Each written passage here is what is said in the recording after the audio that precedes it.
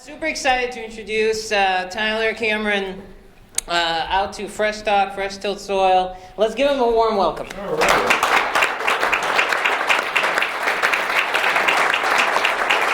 So we'll start kind of, right away. I'd love to kind of delve into some of the past and some of the stuff you guys are doing now.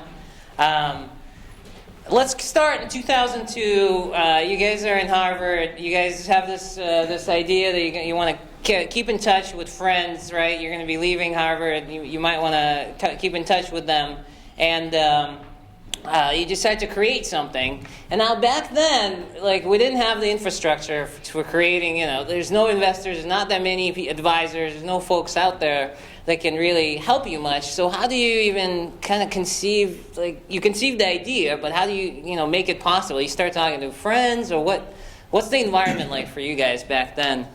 There wasn't much of a startup environment back then. Our friend Divya Narendra, he approached us and said, hey, let's do something in this nature that fixes a social problem, which was that we weren't meeting enough students because of time constraints and geography or whatever. So the three of us started putting our heads together and trying to figure that out.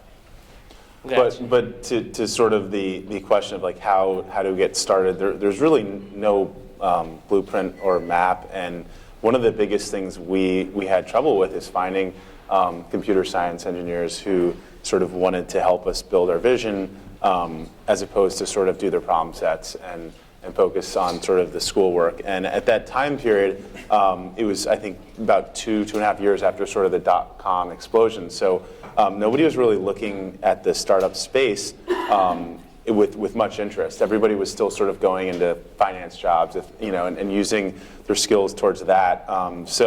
And then we actually went to Harvard in April of this year to Hack Harvard, which is a student group. We were pretty astonished. There's an auditorium of 200 computer science kids on a weeknight. I saw that. And granted, there was free pizza. That's good. Which is always like a big draw. But 10 years prior to that, or 8 years, or whatever the time was, you couldn't fill an auditorium with computer science students who wanted to talk about startups.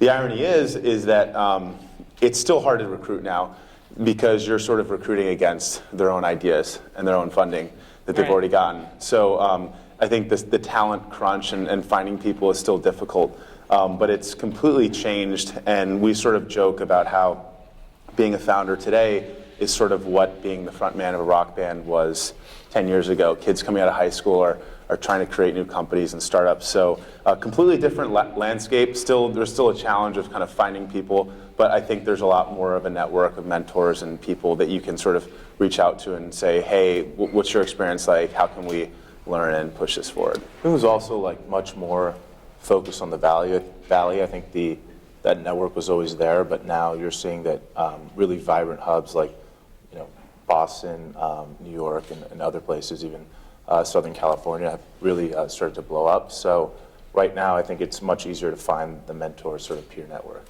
Gotcha. And so you guys start working with Divya on this thing, and you find out in the newspaper, right? You read the article, and there's something else going on, and so you went to the authorities and the administrators, and nothing, and involved the judicial system, and won't get into that. But I was interested in one point. I was following all this, and you guys got the settlement, and it wasn't what you were looking for, and so you have this decision to go to Supreme Court, or kind of just say, it's just not worth it anymore. And you were wrestling with that, and in my mind, I was going through this, and I was thinking what was it like that decision there, and why did you decide to kind of just omit the whole thing? Or I was just curious, and we can cut anything out you want from the recording. Yeah, so this is all off the record, right? So there was a wrong that happened back at Harvard, and then there was a wrong that we found out after we settled that happened during litigation, which was the suppression of smoking gun documents, which you may have seen some of that were leaked to the press. And then the third wrong that we learned also after we settled was that they mispriced the equity, and we believe that they committed securities fraud. So when we learned that after we settled, we recognized that when we were at the settlement, we didn't have all the evidence we were legally entitled to. We also recognized that what they agreed to give us, they didn't. So we appealed that, and that appeal process actually, because litigation is a train wreck, that started 2 weeks after the settlement when we learned that for various reasons. And then it wasn't until about 3 years later that it actually got to the Ninth Circuit Court of Appeals. So the appeal of the enforcement of the settlement agreement that happened in 2008 all started to come to a head when the movie, just after the movie. That's how long, even just to appeal. And then it was very clear that there was a lot of headwinds against us, and then but a lot of people took it as a second lawsuit or something else. Right. And it was just Or that it was motivated by a movie movies or an impending IPO, and in reality, it was something that was initiated weeks after the initial settlement in February of 2008, and that mediation and the settlement was probably not even reported on for about 6 months afterwards. Somehow it got to the press. So all of this stuff was sort of set in motion years before. It was it was all from the original lawsuit from Right. 2004. And part of the challenge, and it's, I mean, this is a 7-year journey for us. Part of the challenge is that generally the way it's reported, it's so short form that it's just literally impossible to sort of capture this story. And I think that's a function of partly the short nature of how people want to write about things. So for someone to sort of be fully informed with this situation, they literally have to either have been following it for 7 years or have dug back into the entire file to really understand the whole picture. And that rarely, if ever, happened, number one. Well, what's funny is when we first sued, nobody cared, because the company was just 5,000 users in 2004. And then in 2007, as soon as it got a $1 billion valuation or $2 billion from Yahoo, everyone started paying attention to this lawsuit. And then the press said, oh, you're just suing because it's $1 billion. They never recognized the fact that the lawsuit was filed in 2004. Right. And so there's always been this weird kind of reactionary mindset that's really never been informed about how long it is. An 8-year or 7-year litigation process is not even that long in the scheme of things. That's pretty normal. And we didn't even exhaust the Supreme Court. And a lot of people are saying, oh, well, you lost like the appeal and whatever. Well, some of the most important legal precedent is set, that nobody in this room would disagree with, at the Supreme Court, which means it lost every single step of the way until it got to the Supreme Court. And we see it, I mean, in athletics, the majority of the gold medalists I know have lost far more than they've won. So it was just sort of interesting to us how people would kind of come in, grab a snippet, and then just sort of extrapolate this large conclusion about this or that, or who was right and who was wrong. And another issue that kind of conflated the whole thing was that because Facebook happens to be a technology company, a lot of tech reporters in the media assume that was their beat, which makes sense. The problem is so much of it really is more of a legal beat. Right. So you have kind of these two spheres intersecting, and I think that created a bit of confusion as well. And I think, there was one particular example where a reporter reported the appeal as the second lawsuit. And this is a reporter that I know that's been following it for years. And I think if you ask some people, if I asked people to raise their hands before we started talking, I'd be like, okay, how many lawsuits do we file? They'd probably think maybe a couple, and it was one. So I don't know, that's probably a pretty long answer to your question. But and then there's bloggers who don't have the same accountability as journalists, but a lot of people will still listen to them and treat them with the assumption that they have the same accountability as a regular journalist. So it's been an interesting ride, let's put it that way. I want to touch briefly on Guest of Guest and sort of the idea and your involvement with it, and then kind of where you are with it now. Sure. So that was kind of started as a hobby of mine and a friend and my co-founder at the time. And we basically, so we were off rowing training, and we were always training in somewhat remote places outside of generally areas where there's young urban populations. Yeah, I remember like I contacted you guys. You guys are like, oh, we're going out and we're not going to be here for a while. Yeah. Reconnecting. For Either a the while. desert or some, Yeah. in different places. So it was kind of more of a fun portal hobby that I saw a lot of sort of blogs starting especially in the New York area. And it seemed like there wasn't really something that would tell kids at the time. I think I was probably in my middle 20s, what to do, what's fun, who are young, productive kids, and charity events and this stuff going on. And it kind of grew out from that into sort of a chronicling of social life in a city, or a way for people, if someone sort of was literally jumped on a plane from the middle of the country and landed in New York, they could figure out what to do, Right. And where to go.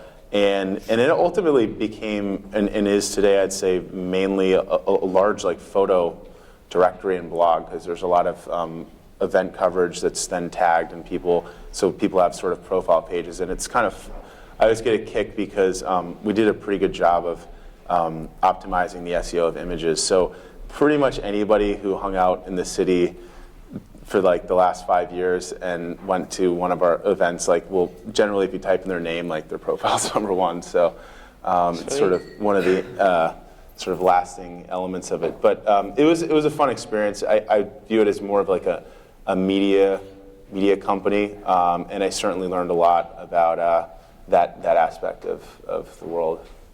And so you guys are kind of hanging out, and you're like, you gotta do investing, right? It's a cool thing. Everybody's doing it, and you start up Winklevoss Capital. I didn't know investing was such a fad, but It seems to yeah, be. it's definitely in vogue right now. Yield is a cool thing, and that's actually an interesting cool. Point that you bring up, because when I think we first sort of talked about our plans going forward on CNBC in late spring of last year, and I'd say over half of the sort of the media that came out of that was like, oh, well, Winklevoss Twins are now VCs. Well, we never said we raised any outside funds, right? Yeah. We don't have a fund.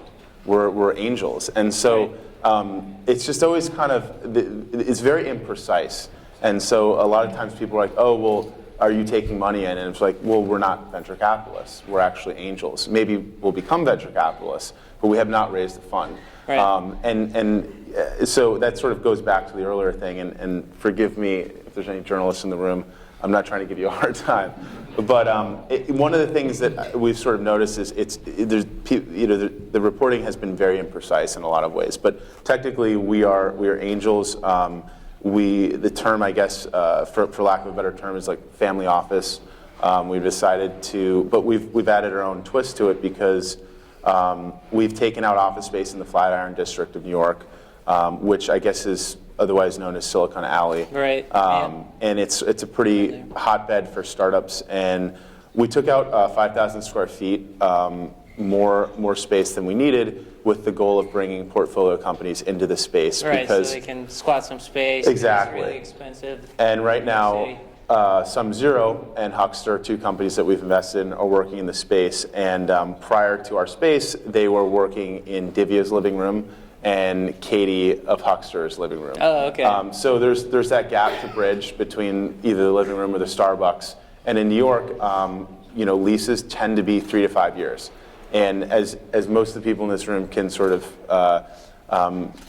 sympathize with the fact, it's so hard to predict where you're going to be in 3 to 5 years and bridging that gap. So that was a big thing for us, and also just we're continuing to sort of understand what startups in New York need and what things are distracting them from actually building their core businesses. So we're sort of a family office that is focused on angel investing in the startup space and providing capital, office space, and other things we can do at this time. Talk a little about SumZero. It's a company started by Divya, right? Mm-hmm. Doing pretty well. You guys put in $1 million. They have about 8,000, 9,000. I lost count, but it's like a social network for investors, or Yeah. So it's funny. We actually never thought of it that way. okay. It's But it is a network of buy-side analysts. So the distinction between what a buy-side analyst and a sell-side analyst, is pretty much everybody's idea of someone who covers stocks, publicly traded equities. Okay, so Jim Cramer would be sort of the epitome of a sell-sider. Right. He talks about it, but he never places a bet on what he talks about. So if he says buy Bear Stearns and Bear Stearns goes belly up tomorrow, he has no consequences. It actually almost could be even worse. He could actually completely bet against what he's saying. Doesn't really have to even do what he's saying at the end of the day. Right. So there's zero skin in the game, but a buy-side analyst, they work at a PE fund, a hedge fund, or a mutual fund, and they actually analyze companies with the, and they take their analysis and they place trades on it and bets on it. So those are the only users that are qualified for this network. People actually put their money where their mouth is. Okay. And so in the whole world, there's about 30,000 of those people. But they represent an incredible amount of wealth, and they're actually usually the brightest and the most skilled at what they do. So it's basically an information network, and to get access to the 5,000 ideas on there, that these aren't just small ideas, these are ideas that are 1,700 words. It's more like applying to a college than it is just signing up to Facebook or something. Right. Most people don't get accepted, most people don't fit the criteria, and most of the ideas aren't good enough, and you'll say, hey, you got to come back and write another one. But to get access to these ideas, you have to share one once every 6 months. So it's a virtuous circle and it's really a network of what was already going on before. Buy-side analysts, traditionally, they're not in the public eye, but they do have networks in real life, and they do talk to their friends about ideas, and they work on their analysis to place their bets. This was just a way to bring it online. But it's not, now SumZero is at the point where it's got this tremendous amount of information and ideas that are incredibly valuable, and so they're starting to march out ways where people who are not necessarily buy-siders can get access to it. Either there's a freemium aspect, there's a paying aspect, so that's sort of where SumZero comes into play. And then you guys mentioned you guys want to be very hands-on with it, right? In terms of like your investment, you don't want to be the investor that just kind of puts up the money and lets them kind of handle everything. You want to be more hands-on. Talk a little bit more about what that means, and also kind of some of the challenges that right now SumZero is facing as for the next stage, and how you guys could help. I think any startup has manpower issues. So whether it's going out to get the coffee or something, we can start there. But any type of introduction where where we can help. I mean, with Divya, we have such a great friendship and relationship that through this whole previous journey, it only drew us closer. I mean, he feels like almost family. Right. And so whatever, I ask him questions all the time about things in my regular life or business life or whatever. So just simply being, a sounding board. But in terms of it's specific to SumZero, one of the things we're building is a network of family offices. It's when you're in that space, it's always good to sort of know other people. A lot of the things, they say sort of if you've seen one family office, you've seen one. And going back to at Harvard in 2002, there's no real blueprint. Nobody can really say, okay, this is how you build your family office. So it's good to build a network of that, and family offices are very relevant to SumZero. So we've been working with Divya to introduce their platform to family offices. So family offices can potentially source money managers, get access to the idea database, and then there's the whole hedge fund world. And some hedge funds may never want to share ideas on the platform, but they may want to purchase access. So it's helping the SumZero team get in and meet with hedge funds. Then there's the technical side of it, where we've helped Divya source recruiting through our own personal networks, social networks. And without jumping over to Huckster quite yet, one of the things we've been doing with them is helping them with their media outreach over the last 3 months, because the holiday season was very big for them, because that's when there's a lot of sales and shopping going on. So we've actually spent probably the last 2 or 3 months really trying to build a campaign for them to get their product out. And so, yeah.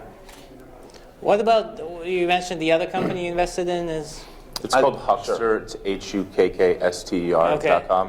What is that? Basically, it's a manager so it helps you not miss a sale when you shop online. Okay. So similar to the pin it button in your browser, Right. there's a Huck button. Yeah. And so with Pinterest, when you're on the web, you're searching for inspiration and exploration, so you pin stuff. Huckster is a similar concept when you're actually shopping. So you go to whatever website it is, let's say J. Crew, and you like a sweater that's medium in green, and you Huck it. And if you don't need to buy it now, like immediately, you wait, and Huckster tracks it for you, and it will never send you any email unless it drops in price, Right. 25%. And usually, on average, within 7 to 10 days, the price does drop, either through the retail slashing it like straight up, or through some sort of coupon code. And Huckster does all that work for you, instead of you having to go back to the site or searching around the web for a coupon code for that specific thing, and it will alert you either through email or text. So when you're an investor, usually during a pitch, you're looking for the reason to say no. So you're kind of like, you're trying to listen to people, and then you're just trying to figure out, when am I going to say no to this person? And if I don't say no, after a while, maybe I'll say yes, but you're never actually like, unless they're not really asking for capital and somebody's already invested and there's traction. So for you guys, you invested in these two companies. When other people pitch you, what is it that kind of makes you say yes? Or I guess I'm kind of curious to just get inside your mind. Everybody has their own kind of like assessing criteria, and I'm sure you guys have your own. Sure. And ours is definitely continuing to evolve, but we've already started to see patterns I consider 2 investments. For us, we're not looking to make 20 or 30 investments a year. So for us, 2 is actually, I consider that a fair amount. Other angels out there might say, I do 2 in a week or a month. But given what we've seen so far, what we really like about both Huckster and SumZero is they basically were revenue generating. Huckster from day one, SumZero from pretty early on in its lifespan. With respect to SumZero, it's literally the only place in the world where you can access buy-side information. Unique, right? It's literally, prior to SumZero, all it was sell-side research. So that jumped out to us, and the stickiness and the nature that financial institutions, hedge funds, and these companies have huge budgets for research. So there's a person on the other end who will consume and purchase this research. You see that with Bloomberg. The terminals are that's an insane business. It's a privately held company, and it's worth just tens and tens of billions of dollars. It wasn't just because it's Divya and like all. Well, it doesn't hurt that it's well, yeah. That's a lot of check boxes like, how is this person going to act under fire? Where there was no question marks that obviously would be there if it was more of a stranger, but the exit strategies are very clear with SumZero. Also, the quality of information. We looked at the quality of the ideas, and they consistently beat the market handedly. So everything about it, there was tremendous value in this information. It was a network of experts, and it was incredibly sticky. The first mover advantage. I really don't think it would be very easy for another company, no matter how much resources they threw at it, to it's really for SumZeros, I think, to fumble it at this point. But in terms of like a larger pattern, I think that, I alluded to the revenue aspect. It happens to be that Katie and Erica, what I like about them in particular is they have a retail background. And I think that it's sort of what was necessary to solve the problem that they're solving, because they understand what retailers, how they work and that industry works. I'm not sure that a technology person could just start solving Huckster without sort of that knowledge and in-depth understanding. And they happen to be in their late 20s. Divya's, I think, late 20s, early 30s. They definitely reflect the maturity and understanding of what they're trying to do. They have a great focus. And also simple things like the term sheets. The Huckster thing we sorted out in a matter of days, and we could have arguably done it even quicker. I really appreciate when entrepreneurs have very sophisticated counsel, and they're using sort of market standards, and the term Right. sheets are very easy to understand and digest. You can literally pull it up and bang through it right away. If the initial negotiation is unsophisticated and it's not market standard, that's generally a forebodes like what's going to happen later on. So. Are you guys planning to invest in Boston startups at all? You guys come up here once in Sure. a while, or Yeah, we're definitely open to it. Like Cameron said, we don't really do the the spray and pray strategy of angels, like the super angels, where they just literally playing a numbers game, and that has worked to great effect for some angels. We believe in building a smaller amount of stronger convictions, and so, like Cameron said, if there's a good deal every 6 months or once a year or once a week, we'll do that. But we also want to be able to bring a lot of impact to that deal. So with Huckster, it's been our challenge has been to get the word out, and I think we've really succeeded to a great extent already in doing that. But that's a lot of effort. We can't do that for 10 or 20 companies at once. It's really got to be focused on them. With SumZero, we have other things that take away our bandwidth. So we want to invest dollars, but we also really want to be hands-on in helping them build their companies. We want Right. to roll up our sleeves and get there and really be on the ground floor. And so I think realistically, and as we grow, we'll potentially bring on more manpower for our own operation. But 5 or 7 seems like a sweet spot number. 5 or 7 companies? Yeah, it seems like, and who knows? Don't quote me on that. It could grow to greater, and Right. I think it's always constantly evolving. But we're definitely not cutting 50 checks a year kind of thing. Yeah. Well, let's open it up to the audience. We probably just have a few questions here from folks. Just for a few. Okay, go ahead. Hi, so you just went over what you look for when you're choosing what to invest in. Once you get there, how do you decide that's a viable investment? At what point do you term it, a successful venture, and at what point do you just kind of let it go? So I'll repeat the question. At what point do you kind of determine, after you've taken the investment, whether it's a successful venture or to let it go? Good point. Money's always a good indicator of success, right? Well, we're still, I think it's very safe, or it's accurate to say the jury's still out on Huckster and SumZero. Neither one of them have an exit. They're not, we're not out of the woods yet by any means. So from that metric, we're still unclear.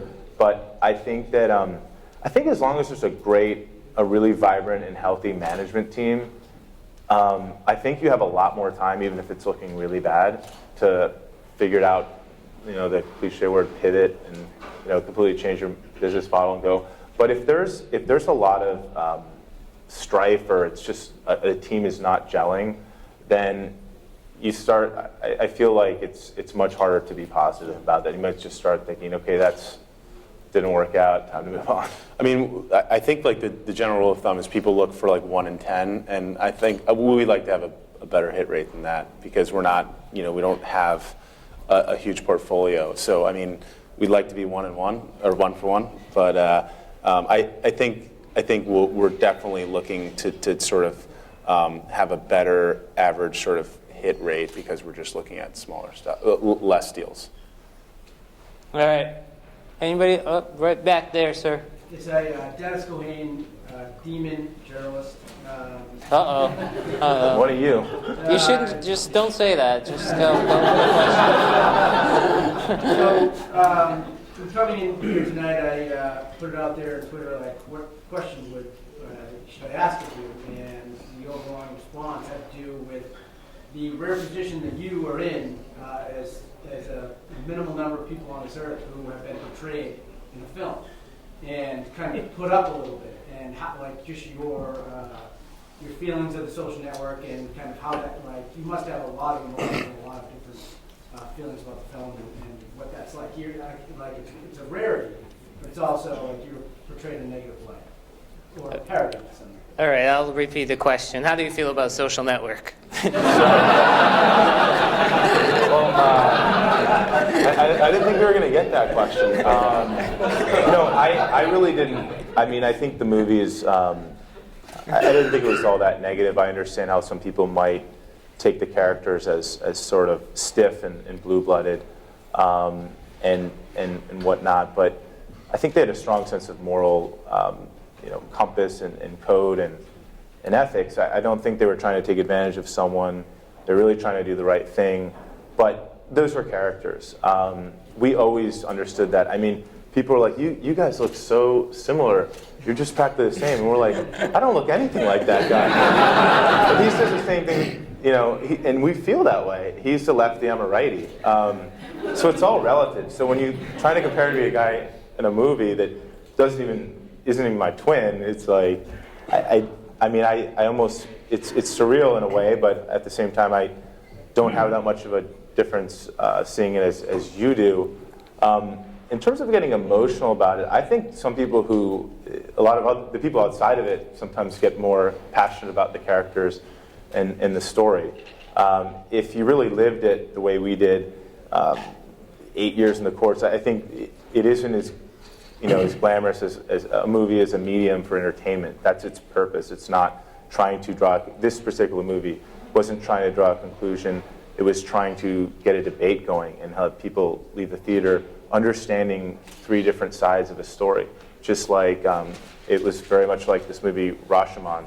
It's a scene of a crime, and there's 3 different the subjectivity of truth. And so we always understood that and appreciated that. Anybody who goes to a movie and thinks they kind of have done their research is a little bit misguided. Should get a box of popcorn and enjoy themselves. But the movie we thought it was very entertaining. It should have won Best Picture. I'm not just saying that. And runner-up would be the pistachios commercial. But the other, and it's also, Tyler and myself and Divya were the only 3 people that went to the premiere. We've since, become good friends with Dana Brunetti, one of the producers. Spent some time with Aaron Sorkin and Scott Rudin and Kevin Spacey. They were very respectful of the fact that we're young guys, and for better or worse, we had, hopefully we live to 101, and this movie's out there and it's there forever. So they understood that they were sort of playing with people's lives to some extent. But I think to Tyler's point, from sometimes my friends are like, oh, I just saw the movie. You guys are like so stiff, and you're not like that. That's kind of the emotional response I get. People, we get stopped in the street every once in a while, and people sometimes they're so emotionally charged. We're like I support you. We're like great, nice to see you. I'll never see you again. And so that's kind of fun. But all things considered, I think the way when the script first got leaked onto the internet, and we started to realize that there's actually going to be a movie made, I think there's sort of 3 potential outcomes: bad portrayal, bad movie; good portrayal, bad movie; what I would consider a good portrayal or neutral portrayal, and great movie. So I think, all things considered, we were okay with it. Yeah, and there was a couple points that people latched on that were a little bit frustrating because, for instance, the meeting with Larry Summers, it looked like we had pulled strings, and that wasn't the case. We went to student office hours that were set up by the president every month, and the first month we went there, we were in line like everyone else, and the time ran up. It was a 2-hour window, so we had to wait to go back the next month. Our parents never went to Harvard. We're the first ones in our immediate family to ever go. My mom's father was a New York police detective. My great-grandfather was a coal miner in Pennsylvania on my dad's side. So we always felt like we were sort of positioned as these Mayflower guys, and yet we weren't. We didn't feel that way, even though we were privileged to grow up in a privileged way as kids. Our parents were self-made, so There's also a lot more similarities between ourselves and Zuckerberg than most people really want to pay attention to, or for whatever reason. He grew up in Dobbs Ferry, about 30 minutes away from us. Both of his parents are I think, dentists and a doctor. So they have advanced degrees to professionals or doctors. He went to Exeter. It's one of the top boarding schools in the country. He rode on a crew team. They have a crew team, probably for many, many years. In high school, our high school didn't have a crew team. We started the crew team. And then we all ended up at Harvard, which I don't think anybody in this room would say that you're really too disadvantaged when you're in one of the top schools in the world, if not the top. So there's so many more similarities than sort of dissimilarities. But as the movie kind of has to some extent characterize it to make a point and get people to go and whatnot. So yeah, and the sort of the David and Goliath was, it felt very reversed, because there's our family and Divya and his family against a company that's worth $50 billion. And so it was positioned as we were the Goliaths, but we couldn't have been more the Davids in the situation. So, and I think Cameron's right. I mean, it's if there's anything going on here, it's privileged parties fighting against privileged parties. It's not a privileged party against the Salvation Army. So it was interesting. But as a movie, we enjoyed it, and like Cameron said, should have won Best Picture. All right. I'd like to thank Yeah. Cameron and Tyler for coming out. Let's give them a warm welcome.